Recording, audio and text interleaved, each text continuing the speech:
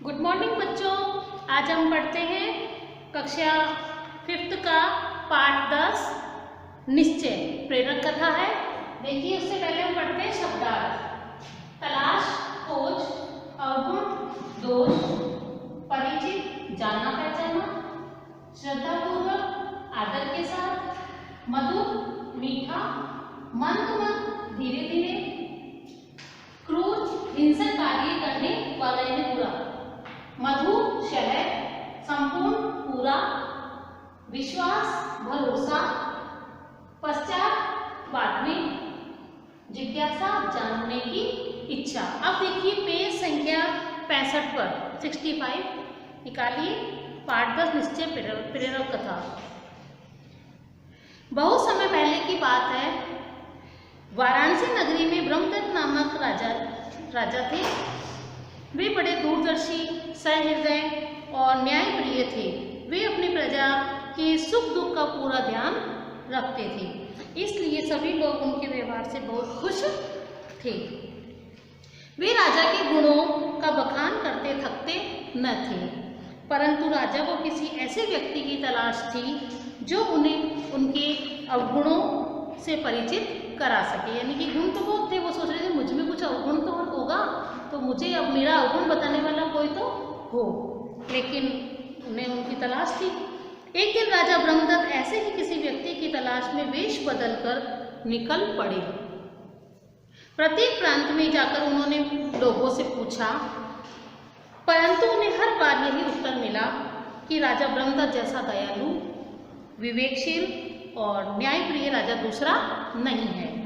अपनी प्रजा को खुश देखकर उन्हें बहुत प्रसन्नता हुई, परंतु अभी भी उन्हें अपने प्रश्न का उत्तर नहीं मिला था। पूरे राज्य में घूमते हुए वे हिमालय की ओर चल दिए। चलते चलते वे महात्मा बोधिसत्व के आश्रम में पहुंचे। अंदर जाकर राजा ने महात्मा बोधिसत्व को श्रद्धापूर्वक प्रणाम किया और चुपचाप एक ओर बैठ गए। उन्हें भूख प्यास भी लगी थी। बोधिसत्व ने उन्हें खाने के लिए जंगल के पक्के फल दिए और कहा, वत्स, ये फल खाकर जल पियो। राजा ब्रह्मदत्त ने शौक से फल खाकर जल पिया। उन्हें फल बहुत स्वादिष्ट और मीठे लगे। उन्हें बोधिसत्व से पूछा, भगवान, ये फल इतने मधुर और स्वादिष्ट कैसे हैं? इसका कारण क्या कारण है? पेज संख्या 66 निकालिए। देखिए वापस ऊपर। राजा ब्रह्मदत्त की बात सुनकर बोधिसत्व मंद मंद मुस्कुराने लगे। बस इस राज्य का राजा धर्म और न्याय के अनुसार राज करता है, इसलिए ये फल इतने मीठे हैं। यदि राजा अन्यायी तथा क्रूर हो तो जंगल के फल, मधु एवं शक्कर आदि सभी कड़वे व स्वाद रहित हो जाएंगे, साथ ही संपूर्ण राष्ट्र भी कमजोर हो जाएगा। महात्मा बोधिसत्व की बात सुनकर राजा बिल्कुल शांत हो गए। उन्होंने अपना परिचय भी नहीं दिया और वहां से वापस राजधानी आ गए। उन्हें बोधिसत्व की बातों पर विश्वास नहीं हुआ। उन्होंने मन ही मन बोधिसत्व के कथनों को परखने का निश्चय किया। अगले दिन से राजा ने जानबूझकर अधर्म तथा अन्यायपूर्वक शासन करना प्रारंभ कर दिया। चारों ओर हाहाकार मच गया। कुछ समय पश्चात राजा फिर बोधिसत्व के आश्रम में गए और उन्हें आदरपूर्वक प्रणाम करके एक और बैठ गए। बोधिसत्व ने उन्हें फिर पक्के फल खाने के लिए दिए। जैसे ही राजा ने फल खाए तो उन्हें वे फल कड़वे लगने लगे। राजा ने फल थूकते हुए पूछा, ऋषिवर, ये फल इतने कड़वे और स्वादहीन क्यों है? देखो, जैसा कि राजा पहले न्याय करता था, विवेकशील बना हुआ था, विनम्र था, अच्छे लोगों के साथ न्याय करता था, तो फल मीठे थे। लेकिन जब वो अन्याय के ऊपर तुल गया, आतुर हो गया, तो फल कड़वे लगने लगे। यानी कि यथा राजा तथा प्रजा, तो वैसा ही कार्य होने लगा। तो उस तरह से फिर आगे देखिए, बोधिसत्व ने कहा, वत्स, जब राजा अत्याचारी तथा अन्यायी हो तो उसका प्रभाव जंगल के फल तथा कंदमूल और सभी वस्तुओं पर पड़ता है।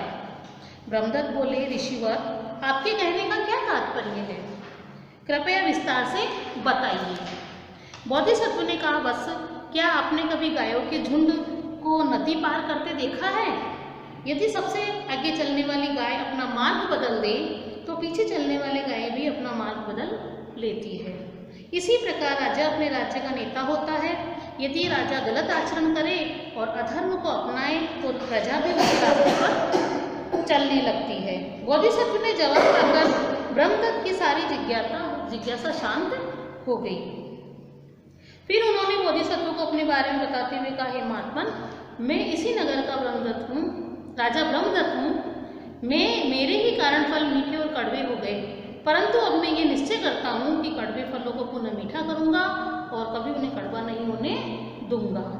यह कहकर राजा ने बोधिसत्व को आदरपूर्वक प्रणाम किया और राजधानी आकर न्यायपूर्वक राज करने लगे। ठीक है ना बच्चों, कहानी आपको समझ में आई होगी कि किस तरह से राजा पहले न्यायप्रिय था तो फल मीठे थे, बाद में अन्याय करने लगा लोगों के साथ तो फल कड़वे होने लगे। यानी कि जैसे राजा होती है वैसे ही प्रजा हो जाती है। राजा अगर न्याय पर चलती तो प्रजा भी न्याय पर चलती, उनके अनुसरणों का पालन करते हैं, है ना। उसी प्रकार आपको पाठ समझ में आया होगा। आप पाठ पढ़ने की कोशिश कीजिए, बार बार स्पीड बढ़ाइए और क्वेश्चन आंसर ढूंढने की भी कोशिश कीजिए। धन्यवाद।